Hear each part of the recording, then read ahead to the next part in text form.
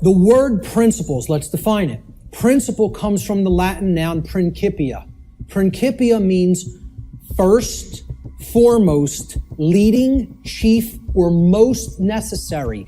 It is that which matters most. It is the first things that must be understood before anything else can be understood. Principles have to come first. I'm attempting to take this information out of hiding. It's been hidden. The hiding of it is destroying the fabric of our society and putting us into bondage. It needs to come out and be non-hidden. It needs to be unveiled and shared widely and freely with anybody who's capable of accepting it and comprehending it now. And this is the problem. Our society does not put principles first. It puts trivialities first, and we're no longer a society that even cares about principles or first things. So first things first. First things or principles have to come first. These are the 7 general principles of natural law. Many people who have studied some variants of occultism may recognize these as what are known as the Hermetic principles. There is a moral obligation to bring this information to the public now.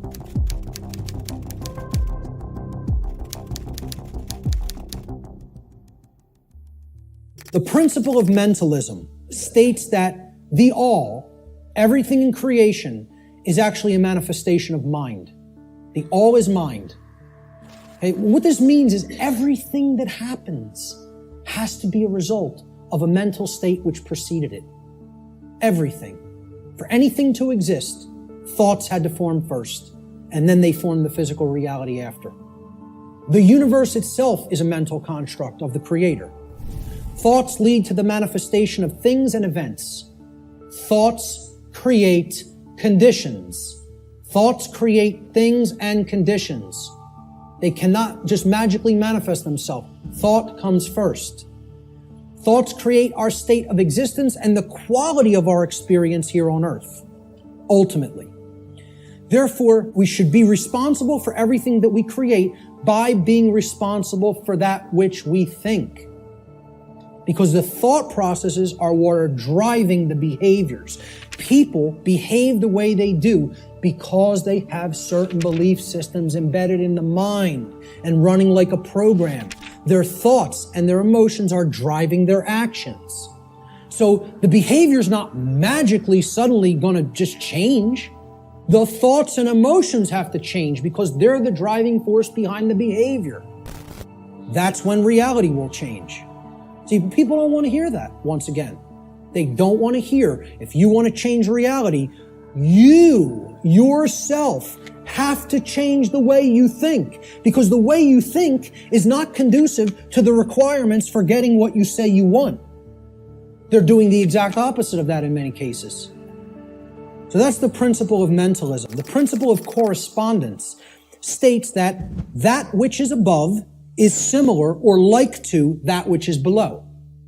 So what this means is that which is below, and that which is below is like to that which is above. It's a mirror, okay? The above is like the below is like the above, all right?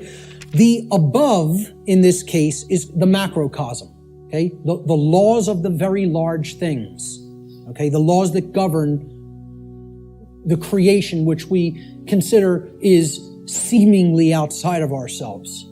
So the macrocosm, or the very large, the totality of everything, and the microcosm, which is the very small, or the individuated units that comprise the whole in their aggregate, okay?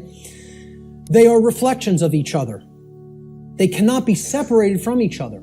As one goes, the other goes. The universe is actually a holographic system. It's a hologram is an image, okay? You pass a laser through it, and it then projects a 3D image, okay? It's like a flat image, and it projects a 3-dimensional image. But the aspect, why they call it a holo, like holistic hologram, holistic image, is if you break a hologram into multiple components by cutting it. So if I take a hologram and I cut it in 4 pieces, you don't have a quarter of the image on one part of the hologram and a quarter on the other and a quarter on the third and a quarter on the fourth. You have 4 whole images that only lose their resolution by a quarter. So everything is contained in all the smaller parts, okay? That's like the reality that we're living in. Our universe is a holographic one. So the universe is inside the individual. And the entire universe is like an individual. They're reflections of each other. The other part of the principle of correspondence is that our reality is also fractal in nature. Now, if you studied fractals, these are self-similar mathematical generated patterns, okay? We see this through things like Fibonacci sequence in mathematics, and this is repeated endlessly throughout nature. You look at the structure of the atom, and it's similar to the structure of the solar system, which is similar to the structure of the galaxy. They work the same way. They look the same. You pull back enough, you'll keep seeing the same pattern repeat. So, the universe is both holographic, meaning that the whole is contained in the parts, and vice versa, and it is fractal or self-similar across all scales of its existence. That's the principle of correspondence. The principle of vibration simply states that there is no such thing as rest, as dead or non-motion, okay? Death, in that sense, is an illusion because true death would be the cessation of all motion and energy. There is no such thing. It doesn't exist. You cannot go anywhere in creation where something is at complete rest. Everything moves, everything vibrates, and at the most fundamental level, the universe and every single thing which comprises it is ultimately pure vibratory energy that is manifesting itself in different ways, different frequencies, different vibratory forms. The universe has no true solidity as such, as we imagine solidity at the macrocosmic level. Matter is merely energy in a state of vibration. So nothing is truly solid. You know, it's again, like we say, we are spirit having a human experience. The whole universe is spiritual, having a experience in solidity. All right? That's how you have to look at the principle of vibration. The principle of polarity states that everything has a dual nature to it. There are polarities in everything that exists, okay? Everything has poles, everything has its pair of opposites. However, opposites, they are identical in nature, but they're different in degree. So let me give you an example of what that means. Are hot and cold really opposites? Or can we simply look at them as the presence of heat energy or the absence of heat energy? Meaning that they're the same thing, energy. And whether it's concentrated in a specific area, which would make it hot, or whether it's absent from a specific area, which would make it cold. Okay? That's what hot and cold are at the fundamental level. At our level of perception, they're opposites, but at the fundamental level, they're the same thing, energy or lack thereof. Extremes can meet and blend and, play with each other, like as depicted in the yin-yang symbol, masculine and feminine. They need to be blended. And at some level of reality, everything that is seemingly contradictory may be reconciled. Now again, I stress the term at some level. At the unified field level, everything is consciousness, pure consciousness. However, at this level, there are differences in consciousness. At this level, there are things that are taking place that we need to understand. At this level, there are things that we need to set right and rectify because it does matter. It does matter. So, again, be careful with some of the new ageisms that get put out there. Yes, can all paradoxes be reconciled? At some level. In this realm, we need to have our feet on the ground in the physical domain. Let's look at the principle of rhythm. Everything flows out and in. Everything has its tides. All things rise and fall. Okay, so everything has a rhythm to it or a swing to it. There's tendencies that exist in energy. The pendulum swing manifests in everything that we undergo, everything that we perceive. The measure of the swing to the right is the measure of the swing to the left. It's just an opposite. It's perceived as an opposite. Rhythm will compensate. Now, how this should be understood when we are talking about natural law is many people will say, well, that's just the way the tendency is moving us. It's just the way the tide is taking us, right? But that's not really accurate. Okay? We can't look at these things as that the rhythms are set in stone and it has to be this way now, right? One of the things that a lot of the Hermetic tradition taught regarding these laws, these principles, were they can be overcome by higher levels of consciousness. Okay?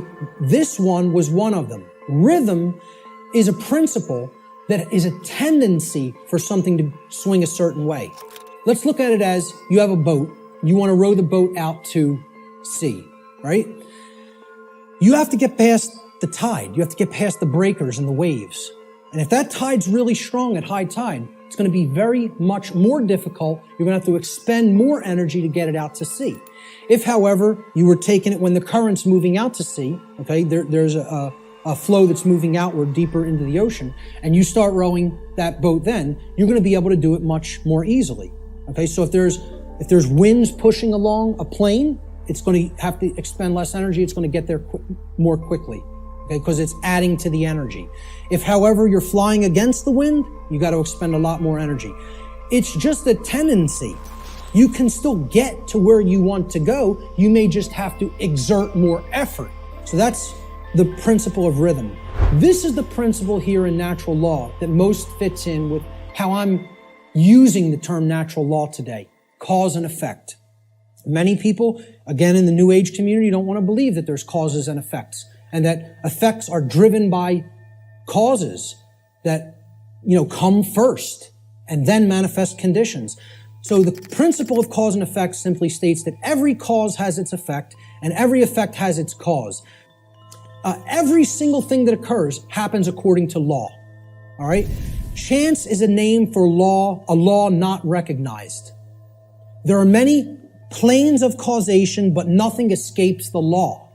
So again, is there free will? Yes, there is free will. But is there free will to ignore law without consequence? No, there is not. That's the limit of free will. Free will is operating within boundary conditions that I'm referring to as natural law. It's a series of laws, actually. Okay? Free will operates within these parameters or boundary conditions that cannot be exceeded or gone beyond without consequence. Oh yeah, you can break natural law. Yes, you can break it, but you cannot break it without consequence. You cannot break it without consequence, negative consequence. And that's why this body of knowledge has in the past been referred to as consequentialism. It is the knowledge of how consequences are generated by our free will decision-making processes within the boundaries of natural law. Will the effect happen immediately? No, it will not happen immediately. There is a time lag. You set the cause into motion. The universe is going to intelligently bring to you, through a rearrangement of all the dynamics that it needs to rearrange, the effect of what you've generated by setting that cause into motion. And there is a time gap between the cause going into place and the effect coming around and hitting you. This is why the pattern recognition of cause and effect is more difficult, because it is separated by a time lag, by what we perceive as linear time. Now, if you did a wrong to somebody and immediately you were stung by a wasp, every single time you did a wrong to somebody, it showed up and bit you immediately within 2 seconds of you hurting somebody, stealing from somebody, lying to somebody, etc. Would you start to connect the stinging to the wrong that you did? I think most people would see the pattern. They would recognize the pattern. But since that doesn't happen, and there's a time lag to experiencing something harmful to ourselves once we do something harmful to other people, it's very difficult for people to see the connection through the time lag.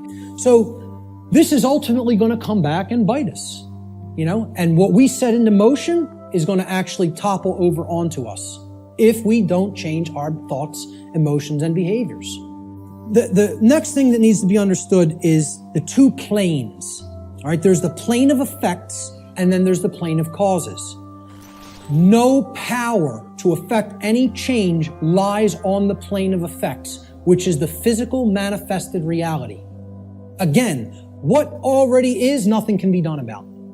What already is, you cannot change. You cannot change the past. You can change what it is starting now and make sure that it gets changed in the future. But right now, what is the truth, and all you could do is accept that or reject it. You can't change the past. So the physical world that is manifested up to this point happened because of things that occurred in the past. The causes happened in the past. Nothing you can do about that right now. The plane of effects, or the physical world, is where manifested realities have already occurred, have already taken shape, have already formed due to their underlying causal factors. The plane of effects constitutes that which has already occurred. As such, no power to effect change lies here, because that which has already occurred cannot unoccur. That which has occurred can't undo itself. It happened, it's already done. It has become that which is, or truth. Human consciousness seems to be trapped upon the plane of effects, meaning that humanity as a whole remains ignorant of the underlying causes which they themselves have set into motion and which lead to self-inflicted suffering in their lives. So if you're trapped at this level, what you're doing is you're looking at the symptoms, and you're stuck looking at the symptoms. So let's look at the plane of causality. This is the other plane. This is the mental realm, the mental world. Again, according to the law of mentalism, the first principle of natural law, everything that manifests must first manifest in mind before it can manifest physically. So again, if the plane of causality is the mental world that's generating the causes in mind, okay, everything is happening there first, and then it is trickling down to the physical domain. It is manifesting in the physical domain only after it has manifested in the mental world. The plane of causality is where causes are set into motion prior to those causes manifesting as formed realities in the plane of effects.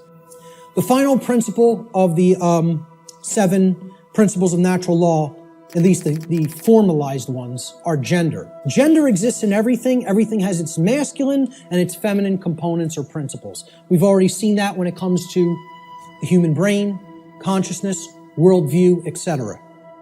Gender manifests on all planes of existence: spiritual, mental, physical, everything. Very simple concept. What I want to briefly talk about is mental gender. Mental gender is the state of coexistence between the masculine and feminine aspects of the mind. Our left brain hemisphere largely facilitates the masculine aspects of the mind, or the intellect, logic, analytical thought, linear thought processes, while the right brain hemisphere largely facilitates the feminine aspect, or intuition, meaning creativity, compassion, and holistic thought processes. This next section is what I call the lost principle. This is the 8th principle of natural law, which binds all of the other principles together. It is what I would call the encapsulating principle. Okay? It's the container inside which all the other principles fit very nicely and neatly. You hear very few other researchers, even people who are studying this from the occult perspective, who are studying this from the consequentialism perspective, you very hear them incorporate the 8th and all-encompassing principle. This pattern is called something. Does anybody know what this pattern is called? The seed of life. Now, what happens from a seed? It grows. It generates something. It creates something. A seed has an outer casing, an outer shell, that if you're going to get to the inner core of it that contains all of the creative, genetic, generative material, okay, that shell has to be there and intact. You break the shell of the seed, the creative essence of the seed is going to be gone. Now, what is that principle? Here's what that principle is. It's the 8th, or what I call the lost principle. And it's the thing that has to be present in order for any change to manifest itself. And it is not what most people think of it as. Even when I tell you what this is, I guarantee you there will be an inaccurate connotative meaning for what people think this means. Okay? Here's what the 8th principle is. It is known as the generative principle, or the principle which governs creation, which actually is the causal factor that goes into effect and generates the result that we say that we want. But what's the real term for it? Who can guess what the actual term, what the generative principle of creation actually is? The generative principle is care.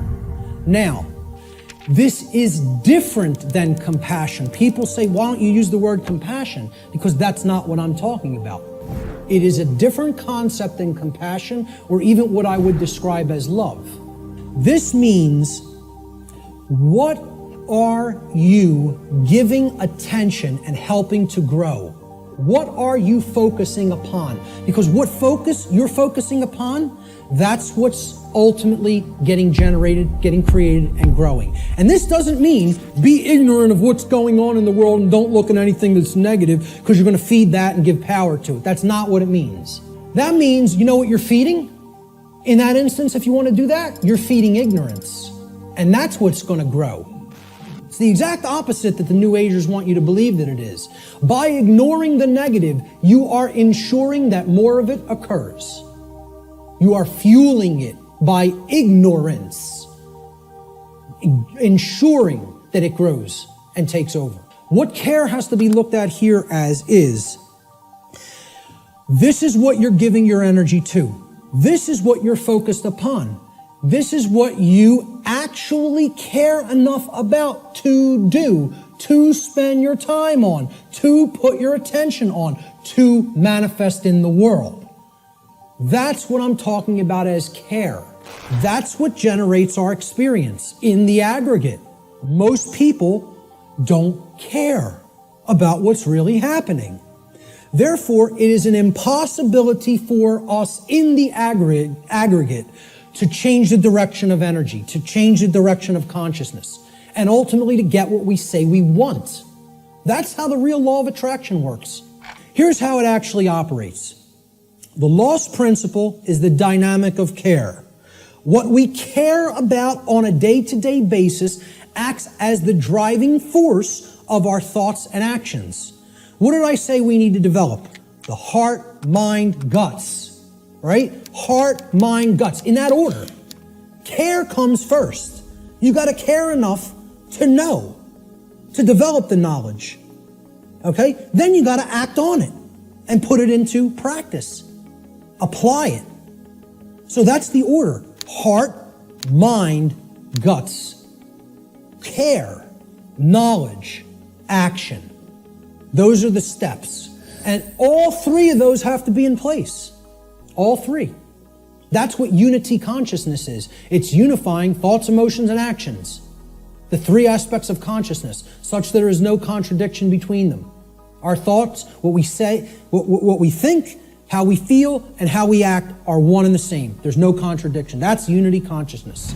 Care is the driver of our thoughts and actions. It ultimately can be seen as the generator of the quality of our shared experience here on the earth. Care is what generates the whole thing. Hence, it has been called the generative principle. Liken the heart to a pump in the body. Well, what does a pump do? It's a generator. It provides energy. It moves the life force through the blood in the body. In every ancient tradition, they talked about the life force being in the blood. The heart is what pumps that through the whole physiology and enables us to continue to sustain life. Okay? The heart is the generator. It's the pump. It's the center of the being. As important as the brain is, which we just talked about the importance of it, the heart is ultimately what's generating the experience, because what we care about determines what we think about on a daily basis most of the time, and therefore how we behave. Anybody familiar with the compasses and square symbol of Freemasonry? With the G in the middle? Well, that's what the G stands for at the highest level. You'll talk about many porch masons. These are the exoteric masons that are given the teachings of the profane and they think they're in the know. Okay? They're given the information, well, this only means geometry, it only means God, etc. Okay? One of the things they'll tell you it means at a slightly higher level is that it means gnosis, knowledge. At a higher level, at illuminated levels of Freemasonry, which are above 32nd degree, they will give you what the real meaning of the G inside the compass is and square is. And it is the generative principle. It means Genesis, creation. And yeah, you can tie that right back to God. I'm not saying those things are different. And the forms that get created in the physical manifested world are geometric forms. So it is geometry as well. It's all these things. But at the highest level, it's the generative principle. That's what that G really stands for in esoteric Freemasonry. It's called the generative principle because that means to create. It comes from, the word generative comes from Latin. The verb generare, as we've already talked about, means to create. The generative principle is what we create through. And it's lost because people don't care. They don't have care. Hence, it's the lost principle. Okay? Here's how it works, folks. What we care enough to put our will behind. So again, heart, mind, guts. Guts is the will, the action, the masculine principle. That's what gets things done ultimately in the physical domain. What we care enough to put our will behind. And that's driven by the care. That's the generator or the pump that drives the will. What we care enough to put our will behind is ultimately what gets created or manifested in our world. The world is the way that it is because most people do not care enough, even if they say, they pay lip service, okay, and say that they want things to be different. They don't care enough to actually change it through their actions. What it comes down to is preventing action. Preventing action. That's what the New Age community is designed to do. They want people inactive because the dark occultists know that the thing that is ultimately generating our reality is behavior. Action is what's generating the reality. That gets generated through what we care about because our cares and our desires drive our actions. So most people will say they want things to change, but then when you say, what are you doing to make that change happen? Not a word. Silence comes back on the other end. They don't care enough to change it through their actions. That's what the generative or lost principle is about. And until that principle is regained and people get out of their laziness and most of all get out of their cowardice. Again, in that New Age lecture, I'm talking about what it ultimately comes down to in the New Age movement. And I'll look at any New Ager in the eyes. They're cowards. Cowards. Ultimately, they know the evil that we're up against, and they intend to do not a damn thing about it. That's what it really comes down to. And anybody telling you it's different than that is lying to you. They're cowards. Period. And I'll say it right to any of their faces. Anything I say up here, anybody that believes in that nonsense, come and bring them to me. I'll tell them right to their face. Straight and open, just like I said it here. Because I don't care. So, I'm telling you, this religion has to go. It's got to go. If people are going to make real change happen, the idea that it can't be done, that it can be done without taking actual real world action has to be purged from human consciousness. Reality does not work like that. Period. The end. And I can't make you accept that. I recognize I can't make anybody in this room accept that. All I can do is put it out there for your consideration. And if you have some common sense and really, really think about it, you'll understand what I'm saying here is absolutely the way it is. Many people want to deceive you through these religious notions, which is all about getting people to stand down and accept their chains. That's what that religion's in place for.